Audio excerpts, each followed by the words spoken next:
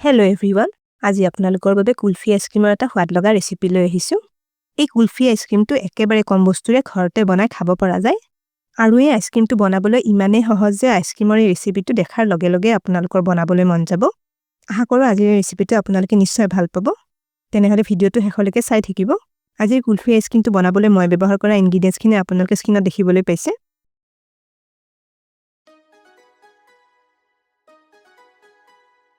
এয়া প্ৰথমতে আধা লিটাৰ গাখীৰ গেছত বহুৱাই দিছোঁ। এই গাখীৰখিনি এতিয়া এবাৰ উতলি আহিব দিম। এয়া চাওক গাখীৰখিনি উতলি ফুলি আহিছে।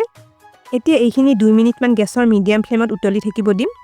এইখিনি মাজে মাজে হেতাৰে লৰাই আছোঁ। এয়া গাখীৰখিনিত যে চামনি বান্ধিছে সেইখিনি হেতাৰে ভাঙি ভাঙি মিলাই দিছোঁ। এয়া গাখীৰখিনি মাত্ৰ 2 মিনিটমান উতলাই ল'লোঁ।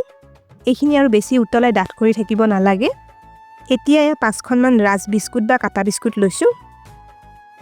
এইখিনি গাখীৰখিনিত দি লওঁ।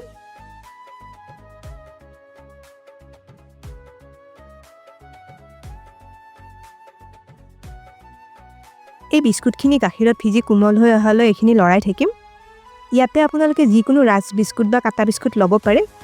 বিস্কুটখিনি এনেদৰে অলপ ভাঙি ভাঙি দি লৈছোঁ। তেতিয়া এইখিনি আৰু সোনকালে গলি যাব।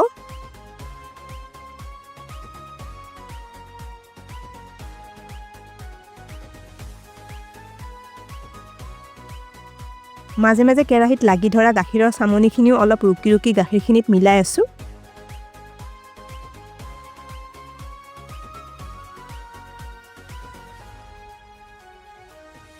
এতিয়া এয়া 5-6টামান কাজু অলপ ভাঙি লৈছোঁ।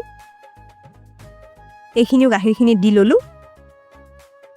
কাজুকেইটাও বিস্কুটখিনিৰ লগত অলপ উতলি কোমল হৈ পৰিব। ইয়াতে এটা কথা কৈ দিছোঁ, এই যে মই কাজুকেইটা লৈছোঁ এইখিনি দি ল'লে কুলফি আইচক্ৰীমকেইটা অলপ ক্ৰিমি ক্ৰিমি হ'ব। ইয়াতে আপোনালোকে কাজু নাথাকিলে 5 চামুচমান পাউডাৰ গাখীৰ দি ল'ব পাৰে। পাউডাৰ গাখীৰেও আইচক্ৰীমকেইটা ক্ৰিমি ক্ৰিমি আৰু সোৱাদ লগা কৰি তোলে। এয়া চাওক প্ৰায় 1-2 মিনিটমানৰ ভিতৰতে বিস্কুটখিনি ধুনীয়াকৈ গলি আহিছে। এতিয়া গাখীৰ আৰু বিস্কুটৰ এই মিশ্ৰণটো হেতাখনেৰে এইদৰে লৰাই লৰাই মিলাই আছোঁ। গেছটো এতিয়া অফ কৰি দিলোঁ।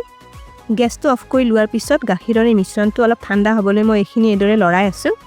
এইখিনি এতিয়া 5-6 মিনিটমান অলপ ঠাণ্ডা হ'বলৈ থৈ দিম। প্ৰায় 6 মিনিটমান পিছত গাখীৰ আৰু বিস্কুটৰ মিশ্ৰণটো অলপ ঠাণ্ডা হৈ পৰিছে। এইখিনি কিন্তু বেছি ঠাণ্ডা কৰি ল'ব নালাগে। এতিয়া আধা কাপ মিহিকৈ কাটি লোৱা গুড় লৈছোঁ। গুড়খিনি ইয়াতে দি লওঁ। এয়া 3টামান গুড়ি কৰি লোৱা ইলাচি দিছোঁ। এইখিনি এতিয়া একেলগে লৰাই থাকিম।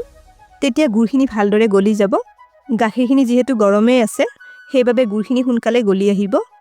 গেছটো মই আগতে অফ কৰি দিছিলোঁ, কাৰণ উতলি থকা গাখীৰত গুড়খিনি লগে লগে দি ল'ব নালাগে, নহ'লে গাখীৰখিনি ফাটি যাব পাৰে। অলপ ঠাণ্ডা হোৱাৰ পিছতহে দিব লাগে। আপোনালোকে ইয়াতে গুড়ৰ সলনি চেনি ব্যৱহাৰ কৰিবও পাৰে, কিন্তু গুড় দি বনালে আইচক্ৰীমখিনি আৰু বেছি সোৱাদ লগা হয়। এয়া 1 মিনিটমানৰ ভিতৰতে গুড়খিনি ধুনীয়াকৈ গলি মিহলি হৈ পৰিছে। এতিয়া এই মিশ্ৰণটো ভালদৰে ঠাণ্ডা হ'বলৈ থৈ দিম। এয়া গাখীৰৰ মিশ্ৰণটো ঠাণ্ডা হোৱাৰ পিছত মই বাতি এটাত উলিয়াই লৈছোঁ। এইখিনি এতিয়া ফ্ৰিজত 20 মিনিটমান সময়ৰ বাবে থৈ দিম। 20 মিনিটমান পিছত এইখিনি ফ্ৰিজৰ পৰা উলিয়াই ল'লোঁ। গাখীৰৰ মিশ্ৰণটো চাওক আগতকৈ আৰু অলপ ডাঠ হৈ পৰিছে। এই গাখীৰ আৰু বিস্কুটৰ মিশ্ৰণটো এতিয়া মিক্সাৰ গ্ৰাইণ্ডাৰত এবাৰ মিহিকৈ ফেটি লওঁ। এয়া গাখীৰৰ মিশ্ৰণটো মিক্সাৰ গ্ৰাইণ্ডাৰত মিহিকৈ ফেটি ল'লোঁ। এইখিনি খুব ধুনীয়া ক্ৰিমি ক্ৰিমি হৈছে। এতিয়া কুলফি আইচক্ৰীমখিনি বনাই লওঁ। আইচক্ৰীম বনাবলৈ এয়া মই কেইটামান পেপাৰ কাপ লৈছোঁ। আপোনালোকে কুলফি মল্ড ব্যৱহাৰ কৰিও কুলফিখিনি বনাব পাৰে। এতিয়া কাপকেইটাত কুলফি মিশ্ৰণখিনি অলপ অলপকৈ ঢালি লওঁ। এই মিশ্ৰণখিনি ঢালোতে মই কাপকেইটাত ওপৰফালে অলপ অলপ ঠাই ৰাখি দিছোঁ। এতিয়া আইচক্ৰীমৰ কাপকেইটাৰ মুখকেইখন ঢাকি দিবলৈ কেইখনমান এনেকুৱা এলুমিনিয়ামৰ ফইল পেপাৰ সৰু সৰুকৈ কাটি লৈছোঁ। এনেকুৱা সৰু সৰুকৈ কাটি লোৱা প্লাষ্টিকৰ পেকেটৰ টুকুৰাও কাপকেইটা ঢাকি দিবলৈ ব্যৱহাৰ কৰিব পৰা যায়। এতিয়া মই কুলফিৰ মিশ্ৰণ লোৱা কাপ এটা ফইল পেপাৰখনেৰে ঢাকি দিছোঁ। কাপটো ফইল পেপাৰ এখনেৰে ঢাকি দিলে ফ্ৰিজাৰত থোৱাৰ পিছত কুলফিটোৰ ভিতৰত বৰফ জমা নহয়। এতিয়া এডাল ৰাবাৰ বেণ্ড লৈছোঁ। ৰাবাৰ বেণ্ডডালেৰে ফইলখন বান্ধি দিছোঁ। এইখিনিতে এটা ৰিকুৱেষ্ট কৰিলোঁ, ভিডিঅ'টো চাই ভাল পালে লাইক আৰু শ্বেয়াৰ কৰি দিব। এতিয়া চুৰি এখনেৰে ফইল পেপাৰখনৰ মাজত অকণমান এনেকৈ কাটি এটা ফুটা কৰি লৈছোঁ। একেবাৰে সৰুকৈ ফুটাটো কৰি ল'লে হৈ যাব। আৰু এয়া কেইডালমান আইচক্ৰীম ষ্টিক লৈছোঁ। আইচক্ৰীম ষ্টিকডাল ফইল পেপাৰখনৰ মাজৰ ফুটাটোৰে সাৱধানে সোমাই দিছোঁ। এনেকৈ কুলফিকেইটা বনাই লওঁ। এতিয়া কুলফিকেইটা ছেট হ'বলৈ ফ্ৰিজাৰত 8-9 ঘণ্টামানৰ সময়ৰ বাবে থৈ দিম। এয়া আমাৰ কুলফিকেইটা 8 ঘণ্টামান পিছত ফ্ৰিজাৰৰ পৰা উলিয়াই ল'লোঁ। এতিয়া ফইল পেপাৰকেইখন গুচাই লওঁ এয়া ৰাবাৰ বেণ্ডডাল প্ৰথমতে এৰুৱাই লৈছোঁ এতিয়া ফইল পেপাৰখনো লাহে লাহে খুলি গুচাই লৈছোঁ আপোনালোকৰ যিসকলে আমাৰ চেনেলটো এতিয়ালৈকে ছাবস্ক্ৰাইব কৰা নাই তেওঁলোকক আমাৰ চেনেলটো ছাবস্ক্ৰাইব কৰিবলৈ ৰিকুৱেষ্ট কৰিলোঁ আৰু কাষতে থকা বেল আইকনটো টিপি নটিফিকেশ্যন অল কৰি দিব এয়া চাওক আইচক্ৰীমটো ধুনীয়াকৈ ছেড হৈ গৈছে এতিয়া পেপাৰ কাপটো দুহাতৰ মাজত লৈ এনেকৈ অলপ লৰাই আছোঁ হাতৰ গৰম পালে কুলফিটো কাপটোৰ পৰা সোনকালে এৰ খাই আহিব